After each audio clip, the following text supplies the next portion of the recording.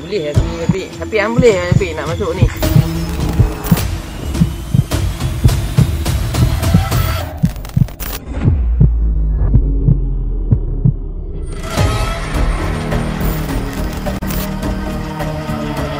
Mungkin bilik itu menjadi tumpuan ataupun sekarang semangat-semangat ataupun spirit.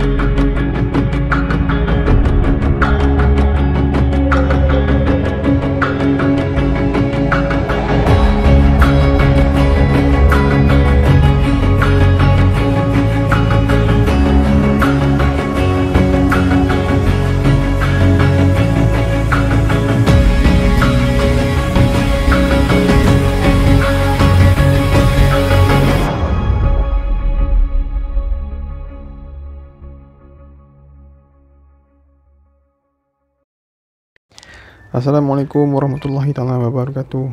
Kembali lagi dalam siri Paramistik Urban Explore. Anda bersama saya Pak Salam di dalam Pak Salam Studio. Jadi kisah pada kali ini akan menceritakan tentang suatu kawasan yang tidak asing lagi bagi penduduk di Malaysia ni terutamanya. Jadi kota raya ataupun bandaraya Kuala Lumpur menjadi lokasi yang dipilih pada episod kali ini. Kuala Lumpur, kita tahu yang kota Kuala Lumpur ini menjadi tumpuan dan juga tempat sasaran bagi para pelancong yang datang ke Malaysia. Di sana terdapat beberapa tarikan pelancong seperti shopping mall, taman tema air, tempat hiburan dan berbagai-bagai lagi.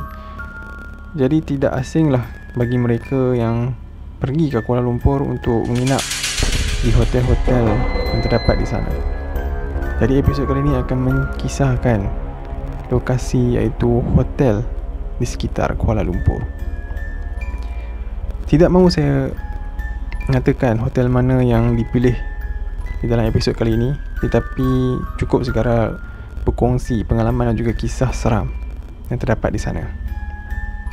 Sebelum kita pergi untuk explore kat kawasan hotel di sekitar Kuala Lumpur ini, suka saya untuk menceritakan dua buah kisah seram yang berlaku kepada beberapa orang yang menginap di sekitar kawasan hotel di Kuala Lumpur ini. Kisah pertama, individu ini pergi ke Kuala Lumpur bagi melunaskan tugasan kerjanya.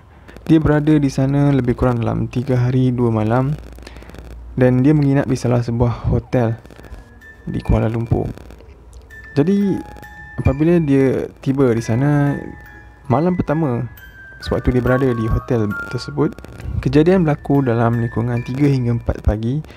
Apabila dia terbangun daripada tidur, ekoran daripada terdengar bunyian yang sangat bising. Bunyi apa yang dia dengar sehingga membuatkan dia terbangun? Ianya merupakan pintu yang dibuka dan ditutup.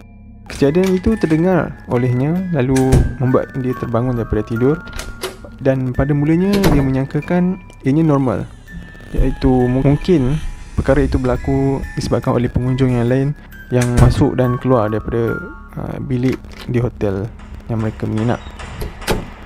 Tapi makin lama makin pelik dan hairan disebabkan bunyi tersebut berlarutan sehingga beberapa detik. Apabila bunyi tersebut mengganggu tidur lenanya, dia pun memutuskan untuk keluar dan turun ke lobi bagi mendapatkan minuman.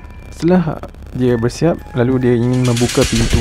Bunyi yang berlarutan itu menunjukkan yang seolah-olah terdapat ramai orang yang keluar dan masuk dalam bilik pada waktu dan ketika itu. Jadi apabila bunyi itu kedengaran berlarutan, dia pun memutuskan untuk keluar daripada bilik untuk turun ke lobi bagi mendapatkan minuman. Sejurus saja dia melangkahkan kaki ke koridor luar, bunyian tadi yang berlarutan seperti seolah-olah ada orang yang keluar dan masuk ke dalam bilik di koridor itu langsung tidak didengari olehnya. Situasi itu menjadi pelik dan juga hairan kerana bunyian tersebut berhenti serta-merta tanpa sebarang penjelasan. Kisah yang kedua mengisahkan tentang seorang lelaki yang tinggal di hotel di sekitar Kuala Lumpur. Jadi berada di dalam hotel, dia berasa letih dan ingin tidur. Masa pun berlalu.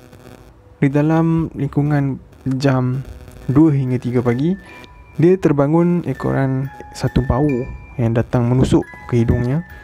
Baunya sangat busuk dan membuatkan dia rasa tidak selesa. Dalam sama-sama malam, dia membuka matanya untuk melihat. Alangkah terkejutnya dia melihat satu susuk budak kecil hitam, serba hitam, berada di atas televisyen lama. Dia menjadi takut dan terperanjat dengan penampakan tersebut. Lalu dia terus bangun untuk membuka lampu di dalam bilik. Apabila lampu dibuka, dia melihat kembali ke arah televisyen. Tiada lagi susuk penampakan yang terlihat di sana. Seterusnya kita akan pergi ke slot eksplorasi pada waktu malam. Jadi sama-samalah kita tonton eksplorasi ini.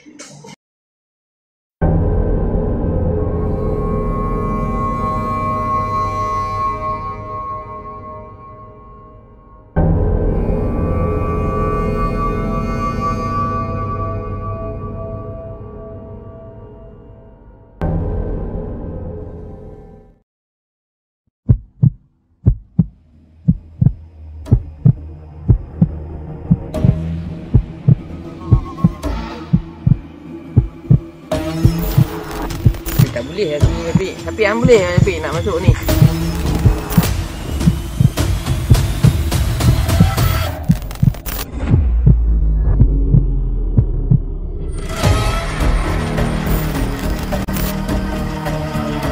Mungkin bilik itu menjadi tumpuan ataupun sekarang semangat ataupun spirit